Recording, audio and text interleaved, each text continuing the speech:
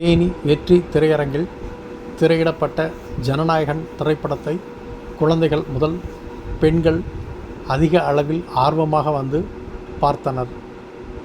தமிழக வெற்றிக் கழக தலைவரும் தற்போதைய தமிழகத்தின் முதலமைச்சருமான ஜோசப் விஜய் நடித்த ஜனநாயகன் திரைப்படம் இன்று வெளியிடப்பட்டது.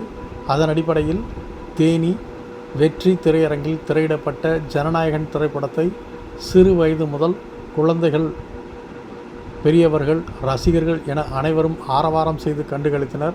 மேலும் பெண்கள் அதிக அளவில் ஆர்வத்தோடு ரசிகர்கள் மத்தியில் திரைப்படத்தை காண வந்தனர் என்பது குறிப்பிடத்தக்கது.